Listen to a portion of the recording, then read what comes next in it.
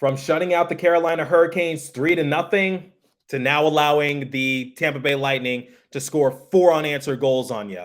However, there was one play that was a turning point in period number 1. But is that a viable excuse? We have a lot to break down in today's episode of Locked On Devils. Buckle up and welcome to the early playoffs, if you would. You're Locked On Devils, your daily podcast on the New Jersey Devils. Part of the Locked On Podcast Network, your team every day. Hi, this is Bryce Salvador, and you're Locked On Devils with Trey Matthews. Elliott scores! Oh, Stevens stepped up, nailed it. Brodor's got the puck. What a shot. The Devils win the Stanley Cup. Alrighty now, what is up, New Jersey? Welcome back to the Locked On Devils podcast here on the Locked On Network. I'm your host, college hockey play-by-play announcer, Devils writer for Pucks and Pitchforks, and also part-time credential media member, Trey Matthews. What an absolute stinker of a game for the Devils, and talk about a fall from grace. So in their previous matchup against the Carolina Hurricanes, that was arguably one of their best outings throughout the course of the regular season. And now come against the Tampa Bay Lightning, it was right there for them in the beginning, and then unfortunately a call didn't go their way. I'll talk more about that in the second segment, and it was all downhill from there. And the Devils couldn't rebound. They had their confidence shaken, and it just seemed like the Devils gave up after that particular call didn't go their way. Once again, I'll talk about that a little later in the episode, but my overall initial reactions to the game was simply this. Devils got off to a good start. Unfortunately, just went down the gutter, and they just couldn't climb out of it. And you could just see the body language that I guess they didn't want to be there. And also Nico Hischier revealed that there was really no energy on the bench. So the Devils just got down on themselves and they just couldn't get out of it. I saw Lindy Ruff livid at the referees when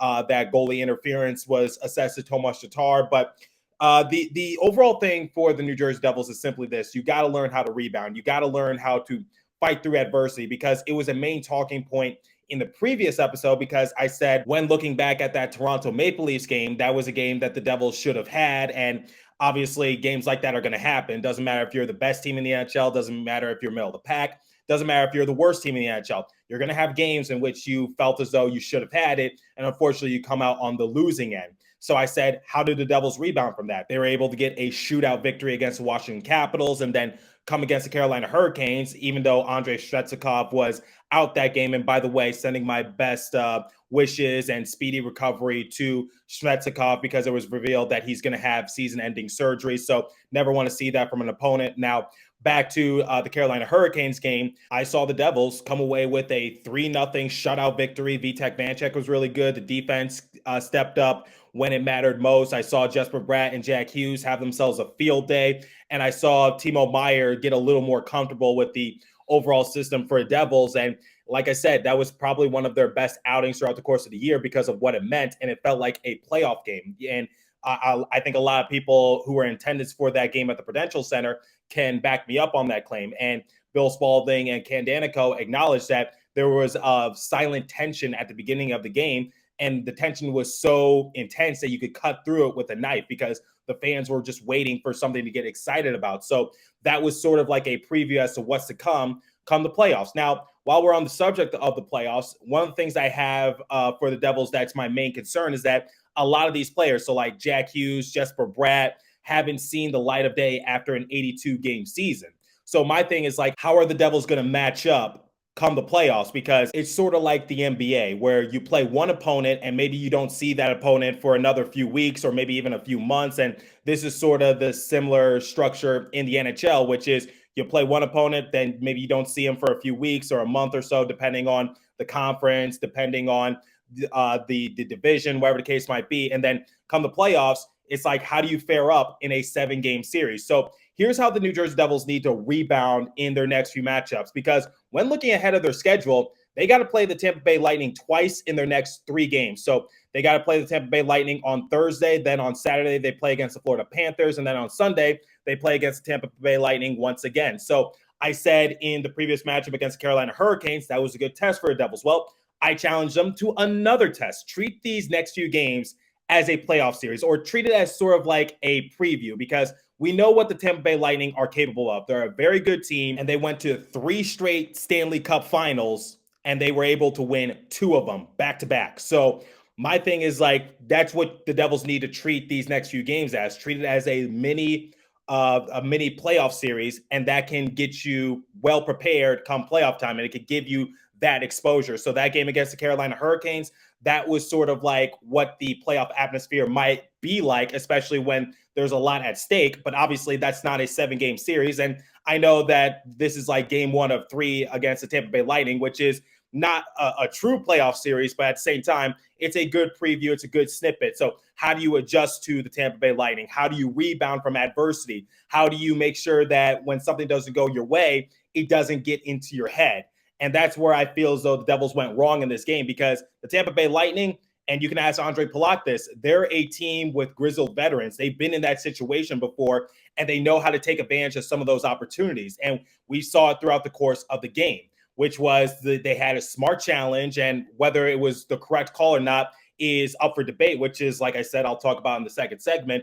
But after that, we saw the momentum shift into the favor of the Tampa Bay Lightning, and they were able to not look back, and they scored 4 unanswered goals, and the Devils had no answer. So that's where the Devils just went wrong, and that's where another of my concern lies, because when you're going against these teams who have been in the playoffs before, they know how to take advantage of you, and they know how to shut down your momentum. So my thing for Devils is like, try to take these next 2 games against the Tampa Bay Lightning. So try to get 4 points, or at the very most 3 points. So try to win one of those next 2 games. And then for the third or the second game, whatever the case might be, if you can't win it, try to send it into OT or something so you can walk away with a point. So just try to walk away with something against the Tampa Bay Lightning, because that's going to be good preparation for them come the playoffs. So there's your little preview as to what could possibly come the playoff times, because in terms of how the Devils stack up against these other playoff teams, we're just going to have to wait and see. Obviously, we've seen them struggle against the Boston Bruins. We've seen them be somewhat inconsistent against the Carolina Hurricanes. Obviously, things have changed for the Carolina Hurricanes, but at the same time, we've seen how the Devils just stack up against some of these other great caliber teams. Now, how do the Devils move on from this, and what's my overall reaction to the fan base complaining about it? Well, I think my buddy Neil Villapino, who's the host of Devil's State of Mind podcast, summed it up perfectly. He said, "Dear Devils fans, please calm down. We had a bad night. It happens. Tampa is a good team that simply took advantage of chances, and we didn't. We're still in the second place in the Metro, third in the NHL in mid-March. The sky is not falling. Breathe." So, yeah, I agree with what Neil said wholeheartedly. Breathe, and these games do happen. It's like what I said in the previous episode, which is that game against the Toronto Maple Leafs. Yes, that's a game that you had, and I'm sure the Devils knew that they should have been on the winning end.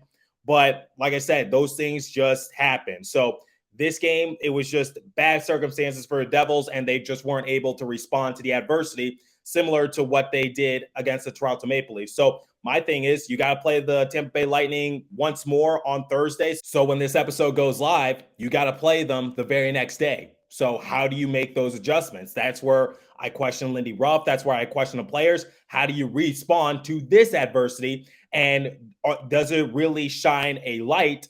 Are you ready for the playoffs? Are you ready to play some of these top-notch teams? Because there's nowhere to hide. And when you're in the playoffs, I don't care if you clinched it like early, like the Boston Bruins. I don't care if you get in it by the skin of your teeth. You're considered one of the best of the field, and now there's no room for error. So like I said, don't care if you're a top-tier team. I don't care if you're a lower-level playoff team and you just got in just barely. You're still one of the best, and that's what separates the men from the boys. So that's what I want to see from the Devils these next couple of games. So treat it like a playoff series. So that's where I stand with the overall thought process for the Devils and how they should move on from this adversity. Okay, so I need to address the elephant in the room. Let's talk about what went wrong for the Devils, and it links back to one specific play. So early on in the game, the Devils were able to take a 1-0 lead, thanks to Damon Severson, and Timo Meier also got an assist. So I'm just like, okay, Devils are off to a pretty decent start. And then Ryan Graves was able to score, and it's supposedly going to be 2-0. However, the Tampa Bay Lightning, they challenged for goalie interference. And unfortunately, Tomas Tatar was assessed that goalie interference call, and thus the goal gets waived off once again for Devils. It seems like that's one of the big narratives throughout the course of the season, which is I don't know what the record is for the amount of goals that have been waived off for a specific NHL team, but I don't think the Devils are too far off from that record because it seems like the Devils always have some sort of excuse to go against them that results in a goal getting waved off. And it's frustrating to see, and hopefully it kind of changes come playoff time. So let's start with the big question. Was it the right call? So after looking at the replay and looking at where Tomas Tatar was standing in front of Vasilevsky, I don't think it was the correct call initially. And then when Bryce Salvador broke it down during the intermission report, I think he hit the nail on the head, which was Tomas Tatar. If you looked at his skates, you saw that he was trying to make it snow, as in he was trying to break. He was trying to stop. He was trying to prevent himself from going into the space of Vasilevsky. And quite honestly, that shouldn't have been a goalie interference. So I don't know if it's intent. I don't know if he actually did it. But my overall thing is like he was trying to stop himself. And unfortunately, he just had nowhere else to go. Like there's a player right in front of him and he's trying to stop himself, but he couldn't. So my thing was like, it wasn't his intent to get that goalie interference. I don't think it's anyone's intent to get a goalie interference. But I think the main thing that Bryce Salvador was talking about was that he showed enough determination to try to stop himself. Like he was trying to get out of the way. He was trying to break. He was trying to do whatever it took to make sure he didn't get that goalie interference because Tomas Tatar knew that he was getting into that space. However, the referees just saw it differently, and thus they decided to say, yep, that's goalie interference. So they negated Ryan Graves' goal, which was supposed to be a 2-0 game. Now, was that the turning point of the game? I would say so. Now, someone sent me an interesting tweet, and even though it's a little exaggerated, I still agree to some extent because it was a pretty costly call for the New Jersey Devils. So Patrick tweeted at me that's the person's name. I can't pronounce the last name, and I'm not even going to try to. But Patrick basically tweeted at me saying we could lose this game 10-1, and that overturned goal that should have 100% been a goal is still the turning point and the only reason the Devils lose. If it's 2-0, Devils are rolling, and Tampa Bay is out of gas for sure. Great ref job. Okay. I'd say the overall thought process is in the right direction, which is, yes, it was a turning point for the Devils. Yes, that pretty much costed them the game because after that, the Devils, like I said in the first segment, they basically held their head down. They basically couldn't get out of their own funk. And after that, the Tampa Bay Lightning were able to tie the game. And then we saw costly turnovers by the New Jersey Devils. We saw them give up a shorthanded goal. We saw Dougie Hamilton. He made a poor lapse in judgment when trying to drop a pass on back. So my thing for Dougie Hamilton, well, you know what? I'll discuss that momentarily. But the overall thing is right. This was a huge turning point for the Devils. And unfortunately, they just couldn't get out of their own funk. They couldn't get out of their own heads. And that cannot happen. So yeah, in my opinion, and similar to what Bryce Salvador said, maybe I'm a little biased, but I don't think that should have been a goalie interference assessed to the Devils. I think Tomas Tatar did everything he could possibly do to try to get out of that snafu.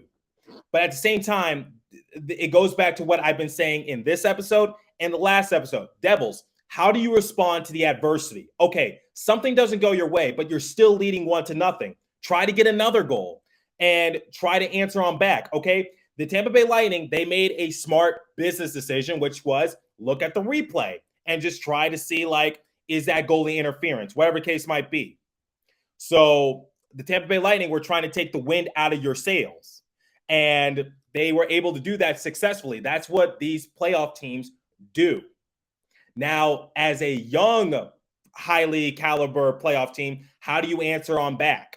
And they didn't do that. So yes, that call was costly for the Devils. But at the same time, let's not excuse how they performed the rest of the way. They still need to step up their game. They still need to find a way to get that second goal somehow, some way. And they were still leading, and the momentum was still in their favor, but they gave it back to the Tampa Bay Lightning by making some of those boneheaded decisions. And by the way, Dougie Hamilton, love your offense, but please improve on your defense and your decision-making, please. So, yeah, that's my overall tangent. And was Vitek Vanacek sharp in between the pipes? No. But Lindy Ruff said post-game that you need to look at the shorthanded goals, you need to look at the turnovers, and you can't really put all that blame on Vitek Vanacek's shoulders because I saw the Devils give up a little too many odd man rush situations to the Tampa Bay Lightning. So Lindy Ruff is absolutely right, which was Vitek Vanacek. He doesn't deserve all the blame. And it seems like Lindy Ruff always comes to the aid of his goalies. And yes, Vitek Vanacek deserves some blame, but he certainly does not deserve half of it. He doesn't deserve a majority of it.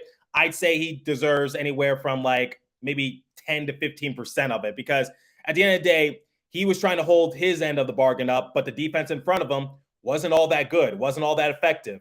And unfortunately, they left him out to dry. So that's my thing for the Devils, which is you got to tighten up the defense similar to what you did against the Carolina Hurricanes. And for the offense, find a way to muster up that goal. And you got, and for the Devils, like when you're playing against some of these top tier teams, offense is going to be trouble to come around. I saw it when they were playing against the Boston Bruins, like a few times in a row in late December. Okay, so find a way to muster up those victories. 2 goals might have been enough to win the game. I know the 2-goal lead is the worst lead in hockey, but sometimes that's all those playoff teams, those experienced playoff teams, that's all they're going to give you. So you got to work with what you got. So that's my overall thing for the game, which was Devils, yes, that goalie interference call was costly. It was the wrong decision, and it did take the wind out of their sails. However, I don't think the Devils are fully off the hook in my eyes. Now, before we continue and I give you guys the final stats and analysis, I want to get you hip to FanDuel because I want you to make some extra money. So the midway point of the NBA season is here, and now is the perfect time to download FanDuel, America's #1 sportsbook, because new customers get a no-sweat first bet up to $1,000. That's bonus bets back if your first bet doesn't win. Just download the FanDuel Sportsbook app. It's safe, secure, and super easy to use.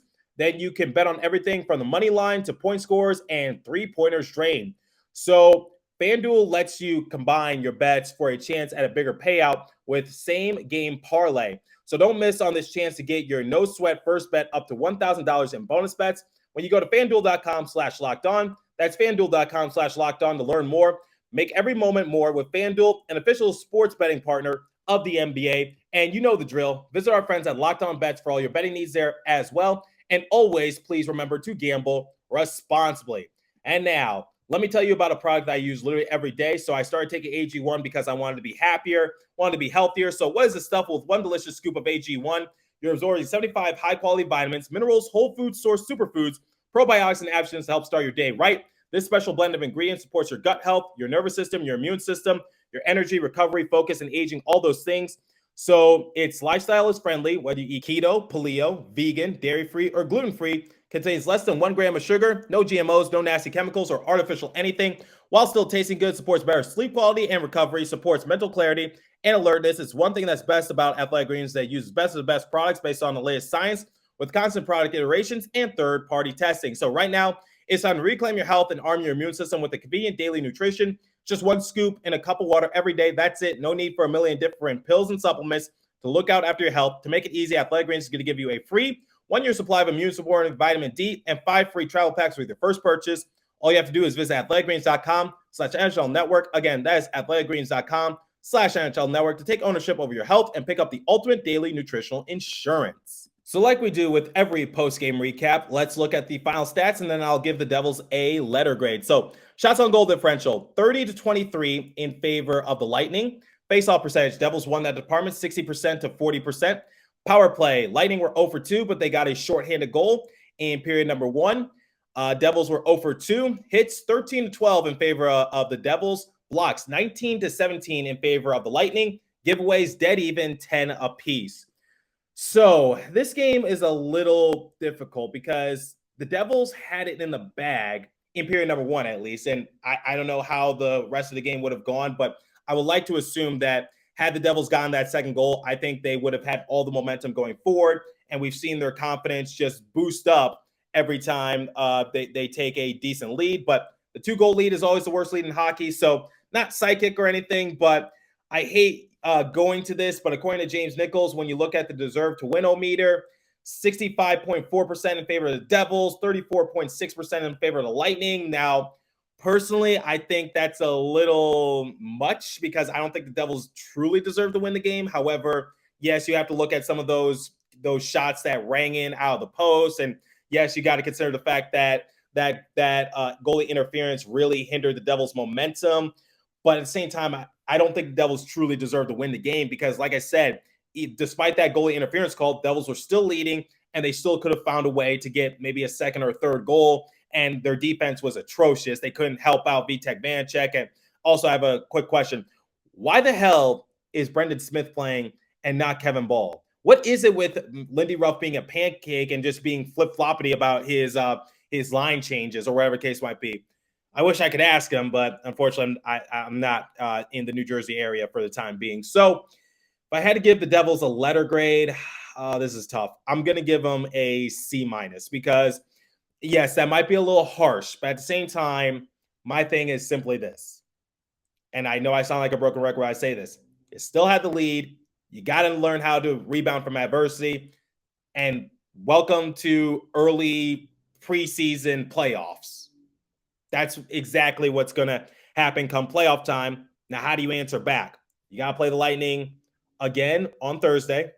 You got to play them on Sunday. Can you take four points in those 2 game spans? And also you got the Florida Panthers in between. So that's my overall thing. Treat it like a mini playoff game series and see where you go from there. But that's all the time I have for you guys. So let me know what you think in the comment section. If you're watching on YouTube, if you're listening on podcast streaming service, hit me up on my personal Twitter page at TreyMatt4 or the show's Twitter page at Locked On Devils. As for today's episode, like I said, that's all the time I have for you. So continue to stay safe.